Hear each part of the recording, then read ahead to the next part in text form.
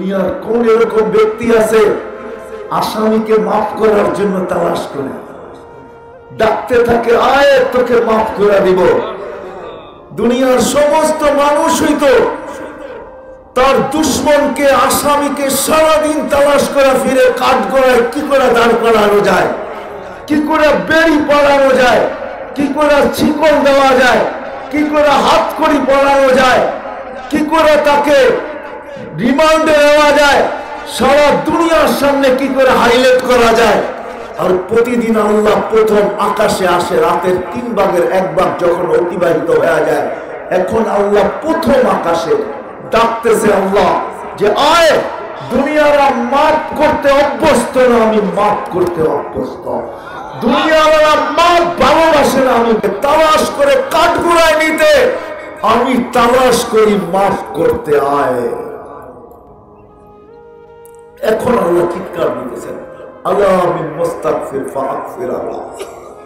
এই উম্মতের জন্য বড় সারপ্রাইজ, এই উম্মতের জন্য, এই উম্মতের মতো কারো জন্য এরকম সুবিধা নাই। এই উম্মতের বড় খুঁটির জোর আছে, খুঁটির জোর। সিলেটের বাসায় আছে বকরি নাচে খুঁটির জোরে। এই উম্মতের জন্য খুঁটি আছে, আল্লাহ আমাদের আগে, নবীজি আমাদের পিছে, মুহাম্মদুর রাসূলুল্লাহ আমাদের পিছে।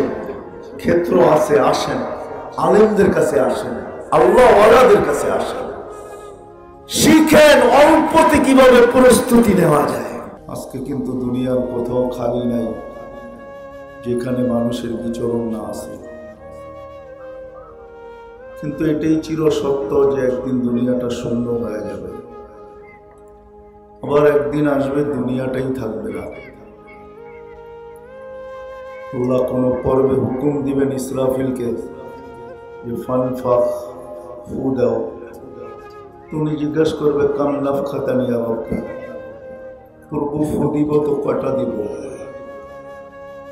তা আল্লাহ বলবেন নাফখাতান ওয়াহিদা, একটা দিবে, দুটা দেওয়ার অনুমতি নাই। হয়তো আমরা ভাবতে পারি আমাদের বিরাট বিরাট উপস্থাপনা, এই যাত্রাবাড়ির বিশাল ফ্লাইওভার, কত গভীরই না তাকে বোরিং করা হয়েছে, এক একটা বিশাল বিশাল পিলার। এরকম প্রত্যেক দেশে শত কেন হাজারো উপস্থাপনা আছে। পাহাড় পর্বত 1 ফুটে হবে তো হবে কি, ঠিক না? কিন্তু আল্লাহ বলেন ফাইদাস সামাওয়াতু ওয়াল আরদ ওমা ফিহিন্না তাকুনু হাবাআম মানসুরা। আকাশ জমিন যা কিছু আছে সব তুলা হয়ে নিঃশেষ হয়ে গেছে। তাহলে বোঝা গেল আমাদের দুনিয়াটাও একদিন থাকবে না। আর প্রতিদিন কিন্তু আপডেট আমাদের সামনে আসতেছে। করোনা আমাদেরকে প্রতিদিন আপডেট দেখায় যে কত হাজার লোক দুনিয়ার থেকে। আবার একদিন আসবে যিনি আমাদেরকে প্রতিনিয়ত নিয়ে যান, কাউকে হাসান কাউকে কাঁদান, যিনি আমাদেরকে নিয়ে যান, একটা দিন আসবে উনিও থাকবে না। হাদিসে এটাই আছে। কোন এক পর্বে আল্লাহ মালাকুল মউতকে জিজ্ঞাসা করবে মান বাকিয়া, কে বাকি? তুমি দুটা শব্দ বলবে, আনা ওয়া আনতাল হাইয়ুল লাযী লা তামুত, আমি আর আপনি আর কেউ নাই। তা আল্লাহ বলবে ফাতামুত আনতা, এবার তোমার পালা, তুমি বলো। তা আল্লাহ যুক্তি দিবে লিআন্নী কাতাবতুল মউত আলা মান তাহতা আরশি, আমি মউতকে অবধারিত করছি যে আমার আরশের নিচে আছে। আল্লাযী হাই লা ইয়ামুত, যে চিরঞ্জীব, ফাহুয়া ফাওকা আরশি, সে আমার আরশের উপরে। সাইয়ুলকি আলাইহি সাকারাতাল মউত, মৃত্যুর যাতনা ওনার উপর আল্লাহ ঢালবেন। তুমি চিৎকার দিবে আর বলবে লাউ আলিমতু সাকরাতাল মউত মা কাবাসতু আরওয়াহাল মুমিনিন। মৃত্যু সম্বন্ধে যদি কিঞ্চিত ধারণাও থাকতো, তাহলে আমি কোনো মুমিন মুসলমানকে এত কষ্ট দিয়ে নিয়ে আসতাম। বাকি সত্য এটাই যে একদিন আমরা কেউ থাকবো না। কিন্তু আমি একটা ছোট্ট প্রশ্ন আপনাদের কাছে করব, বিশাল ময়দানের ভিতরে জনগোষ্ঠী কম না, এই জনগোষ্ঠীর ভিতরে কয়জন পাওয়া যাবে যে আমি 2 মিনিটের জন্য ভাবছি, এই জীবনটায় 2 মিনিটের জন্য নির্জনে একা একই বসে ভাবছি যে চলে যেতে তো দেখতেছি চোখের সামনে সিরিয়াল, একদিন আমারও আসবে, আমিও চলে যাব, কিন্তু আমার প্রস্তুতি কতটুকু নিলাম? 2 মিনিটের জন্য আমরা কে ভাবছি? যার বয়স যতটুকুই হোক না কেন, বাচ্চাদের কথা ভিন্ন, কেননা বাচ্চাদের থেকে কলম উঠানো, কলম তাদের বিরুদ্ধে যায় না, পক্ষে যায়। রুফিয়াল কলামান সালাস সবই হাত্তা ইয়াবলু, কলম বাচ্চার বিরুদ্ধে যায় না, পক্ষে যায়। কলম উঠানো বাচ্চা বিহীন আমরা যতজনই এখানে আছি, এই বিশাল মজমা, কেউ কি হাত তুলতে পারবো যে আমি নির্জনে 2 মিনিটের জন্য বসে ভাবছি চলে তো যাব, আর চলে যাওয়াটাই স্বাভাবিক, এটাই চিরাচরিত নিয়ম। কুল্লু নাফসিন যায়িকাতুল মাউত, প্রত্যেক ব্যক্তিকে মৃত্যুর স্বাদ পান করতে হবে। ইন্নী কাতাবতুল মাউত আলা মান তাহতা আরশি, কিন্তু আমার প্রস্তুতি কতটুকু, আমি কতটুকু প্রস্তুতি নিলাম, আমি এই মৃত্যুর জন্য কতটুকু প্রস্তুত? এই মজমায় মনে হয় একজনও হাত তুলতে পারবো না যে আমি 2 মিনিটের জন্য নির্জনে বসে ভাবছি। কথাটা কি বুঝাইতে পারলাম? 2 মিনিটও যদি আমি ভাবতে পারতাম, তাইলেও মনে হয় আল্লাহর কাছে বলতে পারতাম যে আল্লাহ, কমসে কম ভাইবা তো আসছি, কিছু করে আসতে পারি না, ভাইবা তো আসছি। কারণ আমি একটা হাদিস নিয়ে আসতেছি আপনাদের কাছে সামনে। এই উম্মত যদি ভাবতেও পারত, অনেক সময় ভাবনা মানুষের মাথায় হাত উঠায় দেয়। যখন মানুষ ভাবতে থাকে, ভাবতে ভাবতে বলতে থাকে, হাত মাথায় চলে আসে, হায় আমি করলাম কি করে, মাথায় হাত দিয়া দেয়। হয় না? হয় না? আমার কথা বোঝেন? হয় না? হয় না? যদি আমি ভাবতে ভাবতে মাথায় হাতও দিতে পারতাম যে হায় আমি করলাম কি, কিছুই তো করলাম না, কসম খোদার, আল্লাহ এই উম্মতকে বুঝাইতেছেন।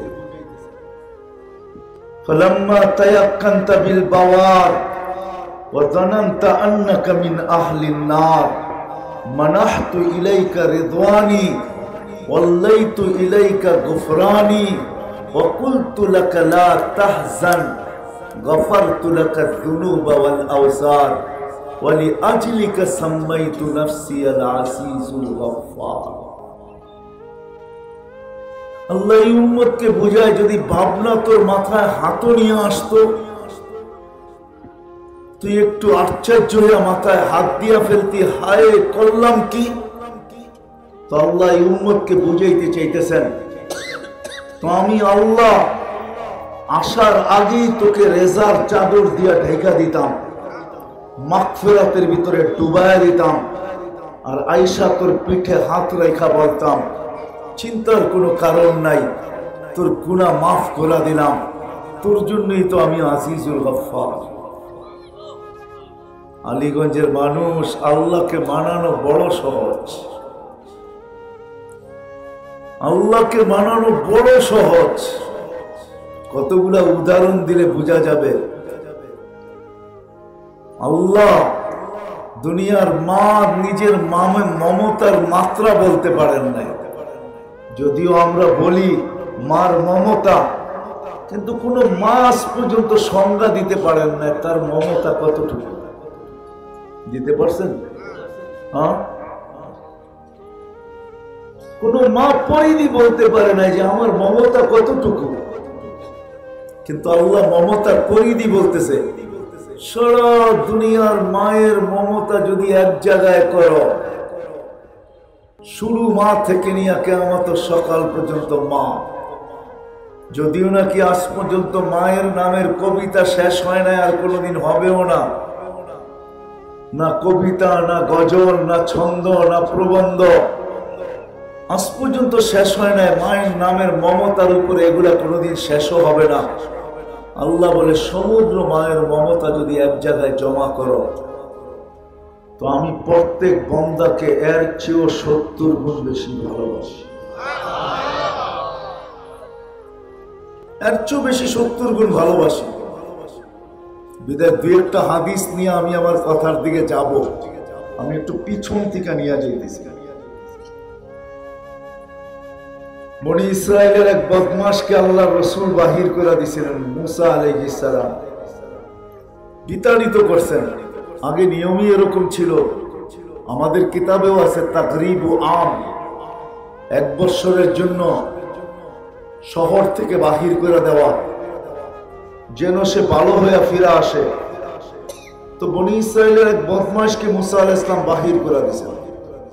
কয়েকদিন পরে ওহী আসছে, মুসা, আমার ওলি মারা গেছে, জানাজা পড়াইতে হবে। তো মুসা আলাইহিস সালাম প্রতি উত্তরে বলছিলেন, আল্লাহ, জানাজা একা পড়াবো তো কি করে পড়াবো? তো আল্লাহ প্রতি উত্তরে বলছিলেন যে বনি ইসরায়েলকে নিয়ে যাও। তো আল্লাহ, নগদ কিছু না দিলে তো যাবে না, সওয়াব না দিলে বনি ইসরায়েল যাবে না। আল্লাহ জোশে চলে আসছে, এলান করো যে আমার ওলির জানাজায় শরীক হবে, গুনাহ মাফ। এই সুযোগ ছাড়ে তো ছাড়ে কে? যখন বনি ইসরায়েলকে নিয়ে জঙ্গলে পড়ছেন, আল্লাহ ঠিকানা বলে দিয়েছেন, ওই জায়গায় যখন পড়ছেন, তো পরিচিত বদমাশ ছিল। সবাই দেখা বলতেছে, মুসা, জীবনে খেল বহুত দেখাইছো, এটা কি শেষ খেলা? বদমাশ আবার অলি হইল কবে? আর এর জানাজা পড়লে আবার গুনাহ মাফ হবে? তো মুসা আলাইহিস সালাম দেখবে তো দেখবে কোন দিকে? আল্লাহর দিকে দেখতেছিলেন। একটু পরে ওহী চলে আসছে। মুসা ওলি ছিল না। ফালাম্মা কারুবাল মাউত, যখন মৌত সন্নিকটে চলে আসছে, রাআ ইয়ামিনা ওয়া শিমালা, ডাইনে দেখছে, বামে দেখছে, আমামা ওয়া ওয়ারাআ, সামনে দেখছে, পিছে দেখছে, ফালাম ইয়াজিদ আহাদ, কাউকে পায় নাই। রাআ করিবান ওয়া বাঈদা, কাছে দেখছে, দূরে দেখছে, কারো কোনো চিহ্ন নাই। ফালাম্মা রাআল উফুক, যখন উপরে তাকাইছে, আর একটা চিৎকার দিছে, চিৎকার, ইয়া মান লা তাদুররুহু যুনুব, আল্লাহ, গুনাহে যার ক্ষতি সাধিত হয় না, ওয়ালা তানকুসুহুল মাগফিরা, মাফ করলে যার ভান্ডারে কমে না, ফাআরা আমুতু ফরিদান ওয়াহিদা, দেখ একা একা জঙ্গলে পড়ে মরতেছি, ওয়া আনতা কুলতা আনতাল গফুরুর রহিম, আর আপনি বলতেছেন আপনি নাকি গফুরুর রহিম। আমাকে যদি মাফ না করলেন, তো আপনি গফুরুর রহিম হয়ে আমার লাভ হইল তো হইল কি? আল্লাহ বলতেছে, মুসা আলাইহিস সালাম, ইসআল বনি ইসরাইল মাযা উজিব, বনি ইসরাইলকে জিজ্ঞাসা কর আমি কি জবাব দিব। তো বনি ইসরাইল চিৎকার দিয়ে বলতেছে, সাদাক্তা ইয়া রব্বি, আল্লাহ আপনি সত্য বলছেন। আল্লাহকে মানানো বড় সহজ। কথা শুরু এখান থেকে ছিল, থাকা তো যাবে না, সবাই চলে গেছে, আমরাও চলে যাব, কিন্তু প্রস্তুতি কতটুকু নিলাম, এটা হলো আমার প্রশ্ন। আমার প্রস্তুতি কতটুকু?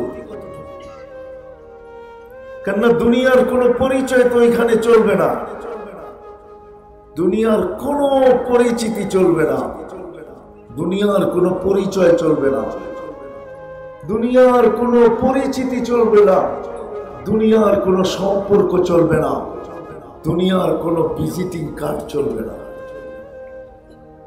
দুনিয়ার না বংশ পরিচয় চলবে, না সোসাইটি পরিচয় চলবে, দুনিয়ার কোনো পরিচয় চলবে না। চলেন দুই একটা দেখাই, যদি দিলে গাথে। জিবরিল আলাইহিস সালাম বলতেছে, কল্লাবতুল আরদা কুল্লা মা ওয়াজাদতু আতিয়াবা মিন মক্কা, আমি সারা দুনিয়ার জমিনকে ছাইনা দেখছি, মক্কার চেয়ে উত্তম কোন জমিন পাইনি, মক্কার চেয়ে উত্তম কোন সোসাইটি নেই। যদি আল্লাহ সোসাইটি দেখতেন তাহলে মনে হয় আবু জাহেলেরও জাহান্নামে যাওয়ার কোনো সুযোগ ছিল না।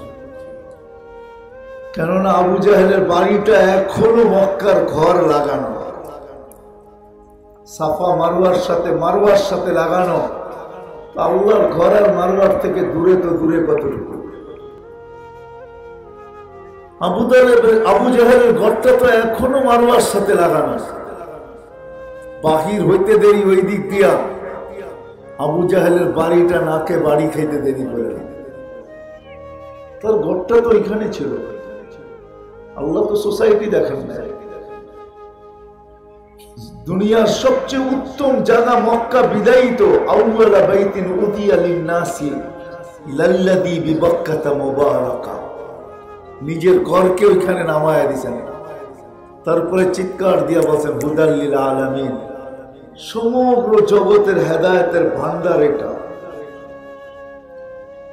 মান দাখালাহু কানা আমিনা, ঢুকতে দেরি আমরা নিরাপত্তা দিতে দেরি করব না। আল্লাহকে যদি জিজ্ঞাসা করি আপনি তো দুখুল বলতেছেন, আপনি তো দুখুল বলতেছেন, দুখুল মানে যে ডুববে।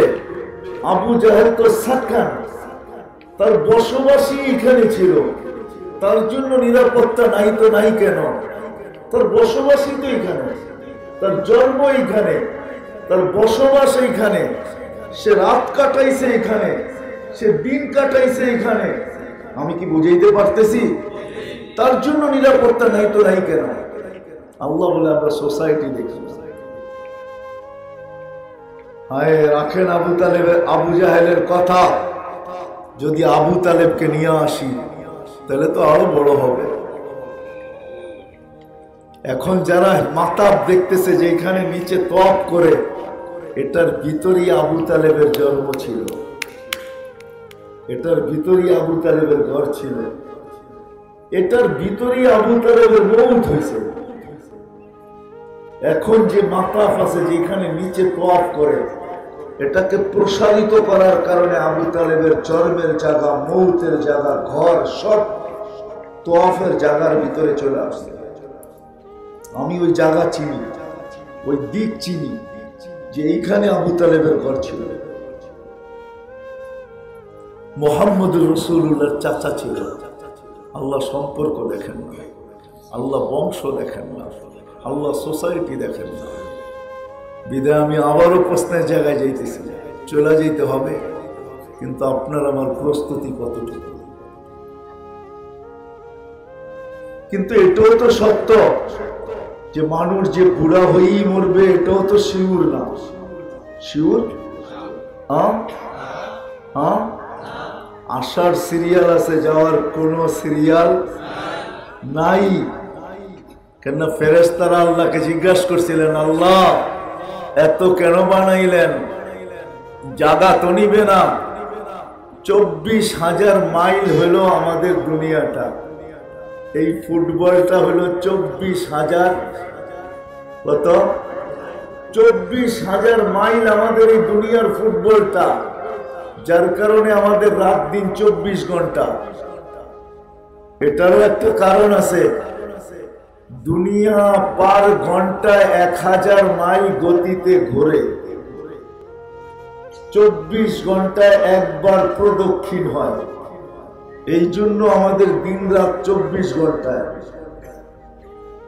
ছোট্ট একটা দুনিয়া, 67 ভাগ পানি, 33 ভাগ স্থল। আপনি কেন বানাইলেন এত? আল্লাহ প্রতি উত্তরে বলছেন, জাআলতু লাহুমুল মাউতা, আসবে যাবে, জাগার অভাব হবে না। কিন্তু আমি আবারও প্রশ্নের জায়গায় আসলাম,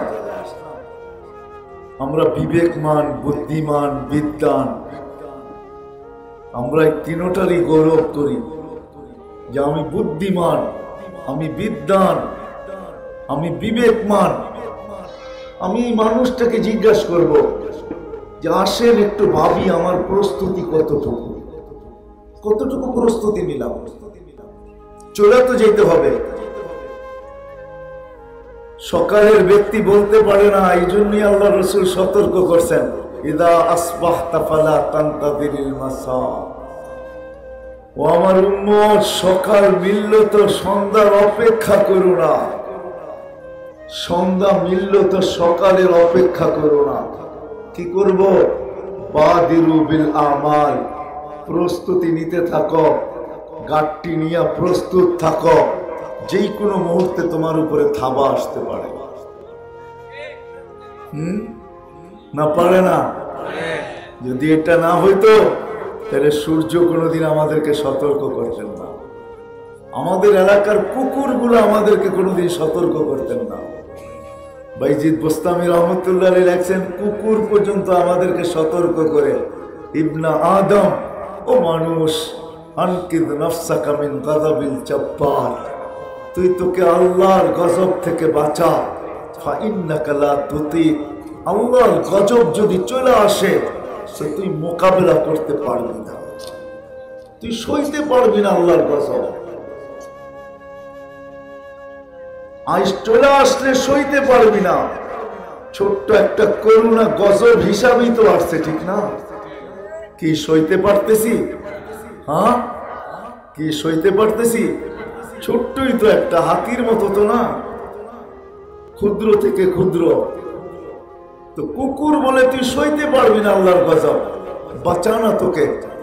আর আমরা কি বলি? কুকুর অপরিচিত মানুষ দেখা চিৎকার দিতেছে, কেউ কেউ করতেছে, না না না না। উঠান বাইজিদ বোস্তামির ওই প্রশ্ন, ইহুদিরা বাইজিদ বোস্তামিকে প্রশ্ন করছিলেন ৬২টা, ওটার ভিতরে একটা এটাও ছিল যে কুকুর ঘেউঘের ভিতরে কি বলে। ৬২টা প্রশ্নের উত্তর দিছিলেন বাইজিদ বোস্তামি রহমতুল্লাহ আলাইহি ইহুদিদের মজমার ভিতরে। ৬২টাই পরিপূর্ণ জবাব দিছেন। তো উনি একটা প্রশ্ন করছিলেন যে তোমরা ৬২টা করলে আমি একটা করব, জবাব দিবে? তো বড় পাদ্রী যে ছিল,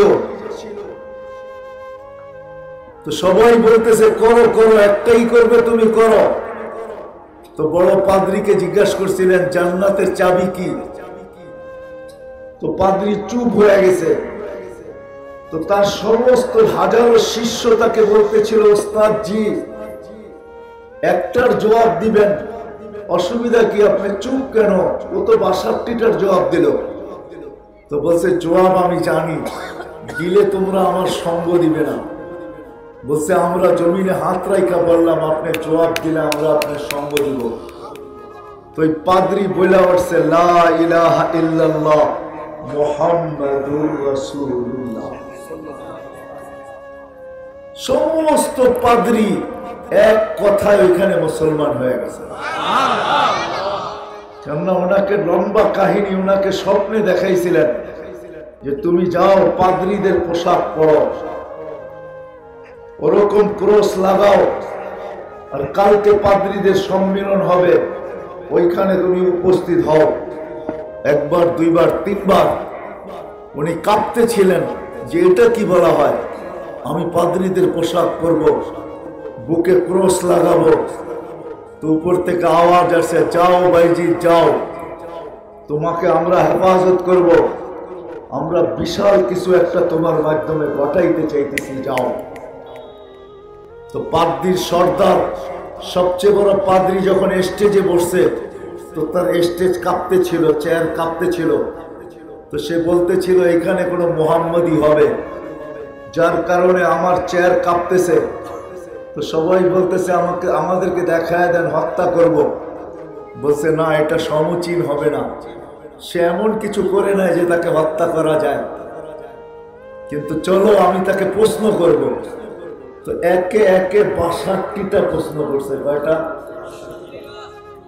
62 প্রশ্ন করছেন। শুরু করছে, এক বলো যার দুই নাই, দুই বলো যার তিন নাই, তিন বলো যার চার নাই, চার বলো যার পঞ্চম নাই, পঞ্চম বলো যার ষষ্ঠ নাই, ষষ্ঠ বলো যার সপ্তম নাই। এরকম প্রশ্ন ৬২টা করছে। ওটার ভিতরে একটা এটো ছিল, বলো কুকুর ঘেউঘের ভিতরে কি বলে। তো যেটা বুঝাইতেছিলাম যে চলে তো যেতে হবে, কিন্তু প্রস্তুত কতটুকু, আমরা কতটুকু প্রস্তুতি নিলাম। আল্লাহ তো দুনিয়ার কোনো পরিচয় দেখবে না, কোনো পরিচিতি দেখবে না, কোন দুনিয়ার পজিশন দেখবে না, কোন সোসাইটি দেখবে না, কোন বংশ দেখবে না, দুনিয়ার টাকা দেখবে না, পয়সা দেখবে না। আল্লাহ দেখবে কে প্রস্তুতি নিয়ে আসবে। প্রস্তুতি যদি ফেরাউনের কাজের বুয়ো হয়, প্রস্তুতি যদি ফেরাউনের বাড়ির কৃতদাসীরও হয়, তাইলে তার কবর থেকে আজও সুগ্রাণ বাহির হয়। আজও আমি অ্যাড্রেস দিতে পারি আপনাদেরকে, অ্যাড্রেস আমার কাছে আছে, আমি ওইখানে গেছি, এই জন্য অ্যাড্রেস দিতে পারি। তার কবর থেকে এখনো সুগ্রাণ বাহির হয়। আল্লাহ রসুল মেরাজের সময় দেখছেন সুগ্রাণ, তো দাঁড়ায় গেছেন, জিবরিলকে জিজ্ঞাসা করছেন এই সুগ্রাণ জান্নাতের? বলছে না।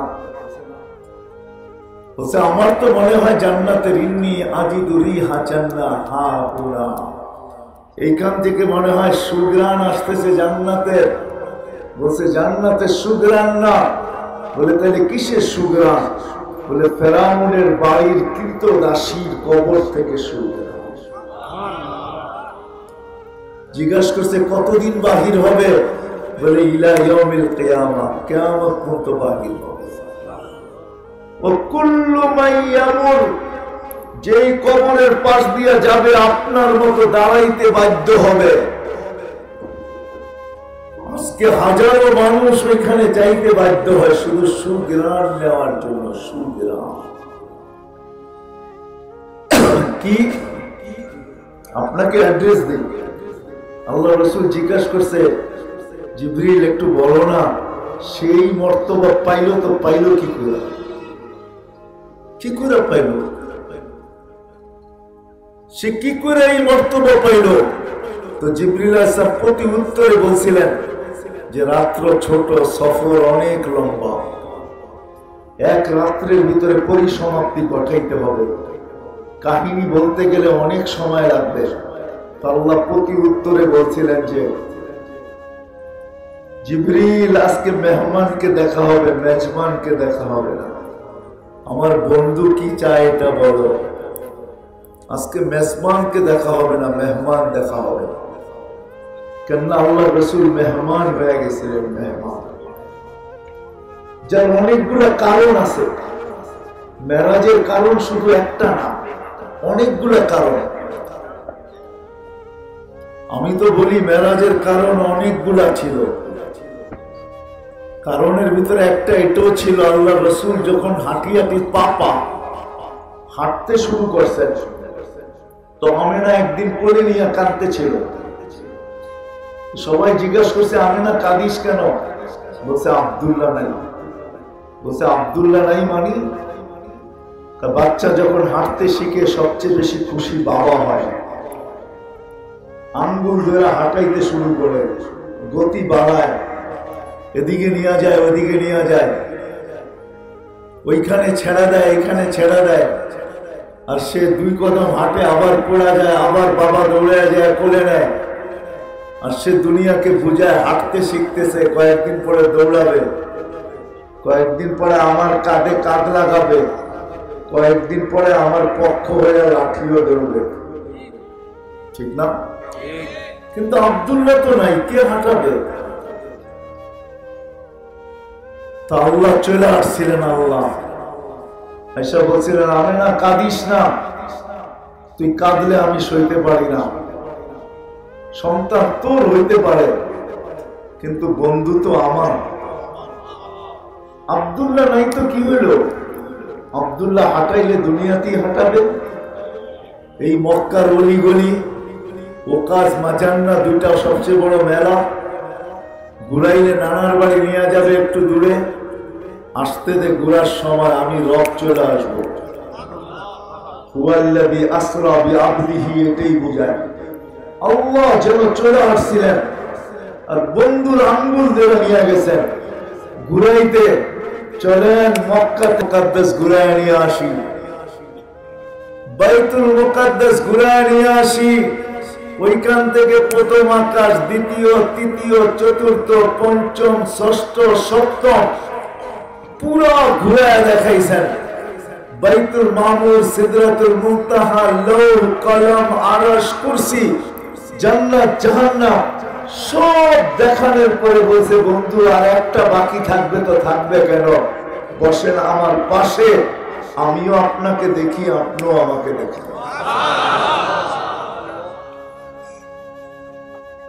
মেরাজ এই জন্য ছিল, আরো অনেক কারণ আছে। আল্লাহ রসুল যখন জন্ম নেয়, নিতে দেরি, সমগ্র জগৎকে আল্লাহ রসুলকে ঘুরায়া আল্লাহ সমগ্র জগৎকে বন্ধুকে দেখাইতে দেরি করেন না। যখন জন্ম নিছেন, মাত্র জন্ম নিছেন, কয়েক মিনিট উপর থেকে আওয়াজ আসছে, কাইয়িদু হাযা তিফ, তাড়াতাড়ি গায়েব করো, তুফু মাশারিকাল আরদি ওয়া মাগারিবাহা, সমগ্র জগৎ ঘুরে নিয়ে আসো, হাত্তা ইয়ালামাল খালকা বিইসমিহি ওয়া নাতিহি ওয়া সূরাতিহি, সমগ্র জগৎ। আমি তো এইভাবে বলি, হাদিসে যদিও এইভাবে আছে যে সমগ্র জগৎ যেন আমার বন্ধুকে চিনে, নামে চিনে, গুণে চিনে, রূপে চিনে। আমি তো এইভাবে বলি, আল্লাহ যেন সমগ্র জগৎকে দেখাইতে নিয়ে গেছেন যে দেখো আমি বন্ধু বানাইলাম, তো বানাইলাম কিরকম। তো প্রথম আল্লাহ সমগ্র জগৎকে দেখাইতে নিয়ে গেছেন বন্ধুকে। তো বন্ধুকে দেখাইতে নিয়ে গেছেন, এখানে একটা প্রশ্ন থেকে যায় যে আমাকে তো সবাই দেখলো, আল্লাহ বলে চলেন বন্ধু, সবাই যখন আপনাকে দেখলো, চলেন আপনিও দেখা আসেন, সব আমি কি বানাইছি এটাও আপনি দেখা আসেন, আপনিও সমগ্র জগৎটা দেখা আসেন। এই জন্য ছিল মেরাজ। আবার মেরাজের কারণ এটাও ছিল, আমাদেরকে কিন্তু আল্লাহ ইচ্ছায়, নিজ ইচ্ছায় গঠন দিছেন। কি বর্ণ দিছেন? নিজ ইচ্ছায়।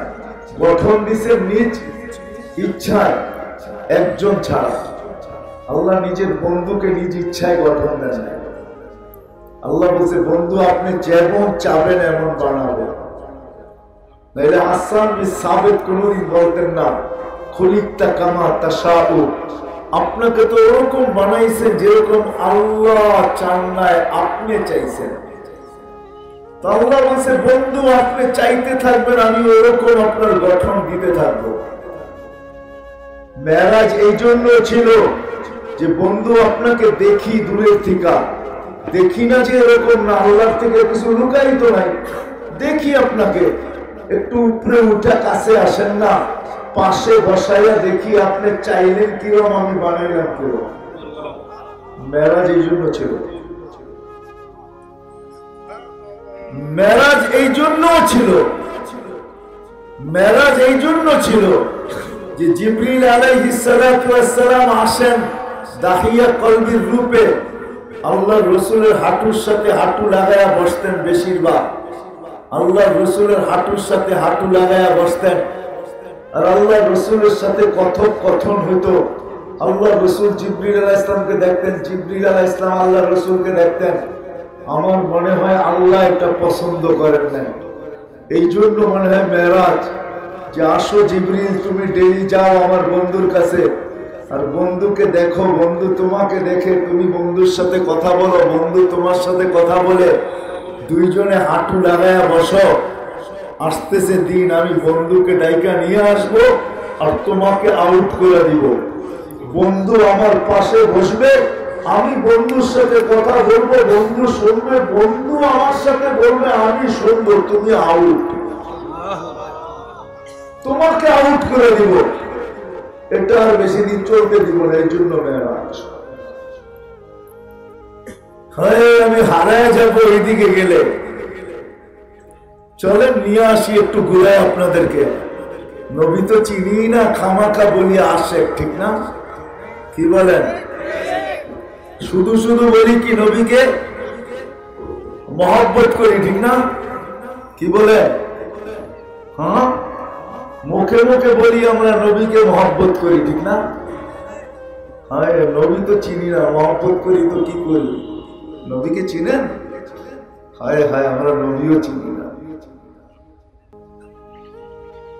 মানুষ দুনিয়াতে আসলে তার পরিচয় পরিচিতি হয়, প্রচার হয়, প্রসার হয়। যতক্ষণ পর্যন্ত অস্তিত্ব না হয় ততক্ষণ পর্যন্ত প্রচারও হয় না, প্রসারও হয় না। আমাদের নবীজির অস্তিত্ব তো দূরের কথা, সমগ্র সৃষ্টির 1000 বছর আগের থেকে আল্লাহ আমাদের নবীজির প্রচার প্রসার শুরু করেছেন।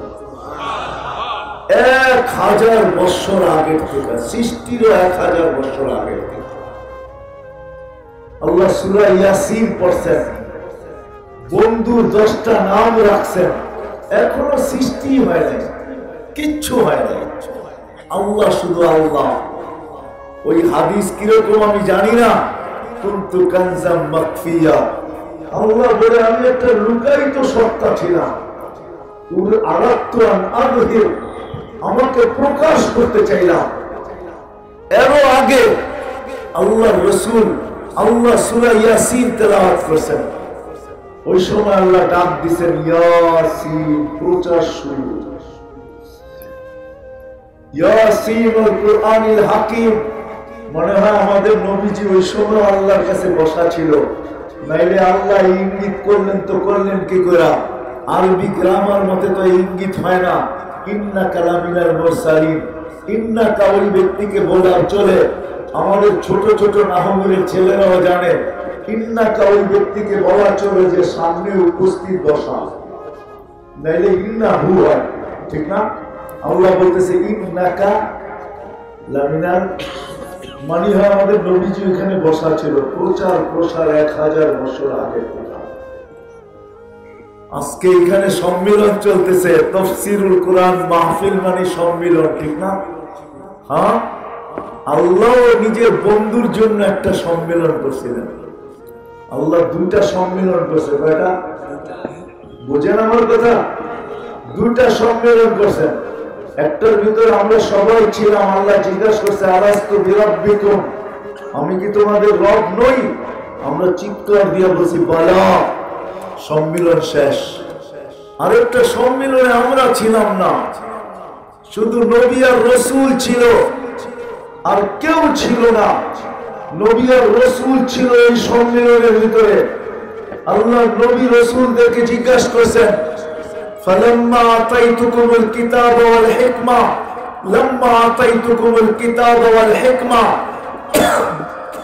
আমি যখন তোমাদেরকে নবুয়ত দিব, রিসালাত দিব, সুম্মা ইয়াতিকুম রাসূল, তারপরে আমার রাসূল আসবে, আমার রাসূল আসবে, তোমরা আমার রাসূলের উপরে ঈমান আনবে তো? তোমরা আমার রাসূলকে সহযোগিতা করবে তো? তো সমস্ত নবী রাসূল বলছে আমরা অবশ্যই করব। ওইখানে আল্লাহ বক্তা ছিলেন, আমাদের নবীজির শান আলোচ্য বিষয় ছিল, নবী রাসূলরা ওইখানে শুধু শ্রোতা ছিলেন, ওইখানে শ্রোতা ছিলেন নবী রাসূলরা। আল্লাহ ওই সম্মেলনের ভিতরে রাসূল বলছেন আমার রাসূল আসবে। আমি যদি প্রশ্ন করি আল্লাহকে, আল্লাহ রাসূল তো 313 জন, এটা আবার কোন রাসূল যে আসবে? তো আল্লাহ বলে রাসূল 313 জন বটে, কিন্তু শব্দে রাসূল আমি কাউকে দিব না। শব্দে রাসূল আমি ওই রাসূলকে দিব যে রাসূলের জন্য আমি সম্মেলন করলাম। এই জন্য কোন রাসূলের কলেমার ভিতরে শব্দে রাসূল নাই। মুসা আলাইহিস সালাম রাসূল, কলেমা দিয়েছেন মুসা কালিমুল্লাহ, লা ইলাহা ইল্লাল্লাহ, মুসা কালিমুল্লাহ। ঈসা রাসূল বটে, কালেমা দিয়েছেন লা ইলাহা ইল্লাল্লাহ, ঈসা রূহুল্লাহ। ইব্রাহিম আলাইহিস সালাম রাসূল বটে, কালেমা দিয়েছেন লা ইলাহা ইল্লাল্লাহ, ইব্রাহিম খলিলুল্লাহ। আল্লাহ এই শব্দকে উঠায় রেখা দিয়েছেন। যেদিন নিজের বন্ধু আসছে, যেদিন নিজের বন্ধু আসছেন, শুধু আসেন নাই, যেদিন বন্ধুর প্রচার শুরু করছেন, ওই দিন থেকে এই শব্দটা বন্ধুর নামের সাথে মিলায় আল্লাহ রেখা দিয়েছেন। যেটার প্রকাশ ঘটাবো তো ওই দিন যেদিন আমার বন্ধু জমিনে পা দিবে, যখন জমিনে আসছেন তো কলেমা দিছেন তো লা ইলাহা ইল্লাল্লাহ মুহাম্মাদুর রাসূলুল্লাহ। আমার একটা মিল দেখেন, আল্লাহর কলেমাও 12 অক্ষর, আমাদের রসুলের তো 12 অক্ষর। আল্লাহটা কত? 12। লা ইলাহা ইল্লাল্লাহ কত অক্ষর? মুহাম্মাদুর রাসূলুল্লাহ কত অক্ষর? লা ইলাহা ইল্লাল্লাহর ভিতরে একটা নোক্তাওয়ালা অক্ষর নাই, মুহাম্মাদুর রাসূলুল্লাহর ভিতরে একটা নোক্তাওয়ালা অক্ষর নাই। প্রচার ওইখান থেকে শুরু হয়েছে। অস্তিত্ব লাভ করতে দেরি, সুগ্রাণ ছড়াইতে দেরি হয় নাই। আমেনার পেটে আসতে দেরি, সুগ্রাণ ছড়াইতে দেরি হয় নাই। যখন আমেনার পেটে আসছে, আমেনা যেদিক দিয়ে হাঁটতো ওই দিক দিয়ে সুগ্রাণের তুফান চলতো। তুফান এক কান দুই কান হইতে হইতে পুরো মক্কায় ছড়ায় গেছে। আব্দুল মুত্তালিব পুত্রবধূ পাইল তো পাইল কই? সবাই জিজ্ঞাসা করে কেন? বিধবানা সুগ্রাণ লাগায় না? এ তো এরকম সুগ্রাণ লাগায় যেদিক দিয়ে যাইতে থাকে তুফান চলতে থাকে। আর এই সুগ্রাণ কোন আমাদের মক্কার দোকানের না, সেই সুগ্রাণ আনে তো আনে কোত্থেকা? এই সুগ্রাণ তো কোনো মক্কায় পাওয়া যায় না, কোন মক্কার দোকানে নাই, কোন মক্কাবাসী ব্যবহার করে না। সেই সুগ্রাণ আনে তো আনে কোত্থেকা? সারা মক্কায়, মক্কার পুরো মুখে মুখে চলতেছিল। আব্দুল মুত্তালিবের কানে যখন আসছে, সে দৌড়ায় বাড়িতে এসে স্ত্রীকে ডাকছে, ডাক তোর পুত্রবধূকে। কি হলো? কেন? সারা মক্কার মানুষের মুখে মুখে এক কথা, যে আমেনা এই সুগ্রাণ বিধবা হয়ে লাগায় তো লাগায় কিভাবে? আবার দুনিয়ার কোন সুগ্রাণ না, মক্কার কোন সুগ্রাণ না, এই সুগ্রাণ সে পায় তো পায় কোথায়? তো শাশুড়ি হাসতেছে আর বলতেছে, শোনো, আমিও তোমাকে বলার ছিলাম, কিন্তু ভয়ে বলি নাই, আরেকটা কারণও বলি নাই, বড় দুঃখী, স্বামী নাই, পেটে বাচ্চা, এই জন্য তোমাকে বলি নাই। শুধু সুগ্রাণ, সে যখন গোসলখানার থেকে বাহির হয় আমি ঢুকি, মনে হয় আমি যেন একটা সুগ্রাণের বক্সের ভিতরে ঢুকলাম। তো দুইজনে ডাইকা জিজ্ঞাসা করতেছে, আমিনা এই সুগ্রাণ? তো আমিনা বড় চালাক ছিল, আমিনা থুতু বাহিরে নিক্ষেপ করছে নিচে, করতে দেরি সুগ্রাণ তুফানের মতো উঠতে দেরি করে। তো বলতেছে, আম্মা সুগ্রাণ শুধু শরীরে না, থুতুতেও। আম্মা সুগ্রাণ শরীরে না, শুধু থুতুতেও। বলছে, আম্মা এই সুগ্রাণ আমার না, এই সুগ্রাণ পেটে, পেটে পেটে আসতে দেরি, সুগ্রাণ ছড়াইতে দেরি হয় নাই। বলছে, আম্মা এইখানেই শেষ না, এইখানেই শেষ না, পেটে আসতে দেরি, ঘরের দেওয়ালগুলো আমাকে সালাম দিতে দেরি করে নাই। ওই রাত্রেই আমাকে সালাম দিতেছিল, এখনো দেয়, যখনই দেখে তখনই সালাম দেয়। সালাম আমেনা, দুজাহানের বাদশা তোর পেটে। বলছে, আম্মা শুধু দেওয়াল না, আমার ঘরের বালু কণার পর্যন্ত আমাকে সালাম দেয়। শুধু বালুর কণা না, বাহিরে বাহির হইলে তরুলতা, বৃক্ষ রাজি, এমনকি মক্কার পাহাড় গুলা মনে হয় ছুটা এসে আমার কদমে সালাম দেওয়া যায়। আম্মা রোদে বাহির হইতে দেরি, মেঘ ছুটা এসে আমার ছায়া করতে দেরি করে না। শুধু ছায়া করে না, আগে সালাম দেয়, পরে ছায়া করে। উত্তপ্ত বালুতে পানিতে দেরি, ঠান্ডা হইতে দেরি হয় না। উত্তপ্ত পাথরে পানিতে দেরি, ঠান্ডা হইতে দেরি হয় না। রাত্রে বাহির হইলে মা তারকা গুলা ছুটা এসে আমাকে সালাম দেয়।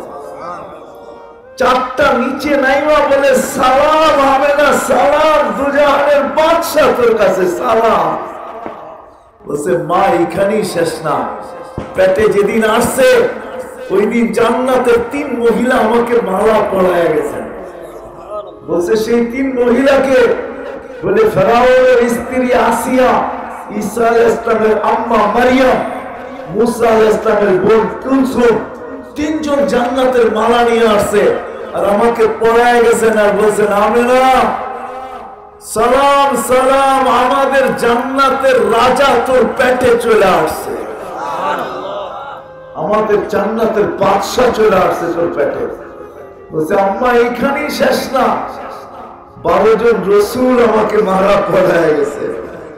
বলছে আম্মা এখানেই শেষ না, আমি কুয়ার পাশে যাইতে দেরি, যেদিন থেকে পেটে আসছে আর আমি পানি রশি দিয়া তুলে আনি না। আমি কুয়ার পাড়ে যাইতে দেরি, পানি যতই নিচে থাকুক না কেন কল কল কল কল শব্দ করতে করতে উপরে উঠে আসে। আগে আমাকে সালাম দেয়, তারপরে বলে আমিনা তুই চলে আসলি তো চলে আসলি কেন, হুকুম দিলে তো বাড়িতে যেয়ে ভরে দিয়ে আসতাম, তোর পেটে তো দুজাহানের বাদশা। বলে মা আমি কুয়ার পাড়ে যাইতে দেরি, মক্কার মেয়েগুলা ছুটে আসতে দেরি করে না, আমার হাতে পায়ে ধরে আর বলে আমিনা কুয়ার পাশ থেকে তুই যাইস না, তুই গেলে পানি নিচে চলে যাবে, আমাদেরকে রশি দিয়ে তুলতে হবে, বোন তোর পা ধরি, তুই দাঁড়ায় থাক, আমরা বর্তন গুলাকে ভরা নেই, আমরা তোরটা ভরেও দিব, বাড়িতে নিয়েও দিব। বলছে আম্মা এইখানে শেষ না, ডেলি হাজারো কাহিনী আমার সাথে হইতে থাকে, তোমরা জিজ্ঞাসা করতেছো সুগ্রাণ পাইছি তো পাইছি কই? আর পেটের থেকে যখন দুনিয়াতে আসছেন, আসতে দেরি, যখন আসতেছিলেন আব্দুর রহমান ইবনে আউফ রাদিয়াল্লাহু তাআলা আনহু আম্মা বলতেছিলেন কাআন্নাল মিসকা ইয়াফুর, সমস্ত জগৎটা সুগ্রাণে মোহিত হয়ে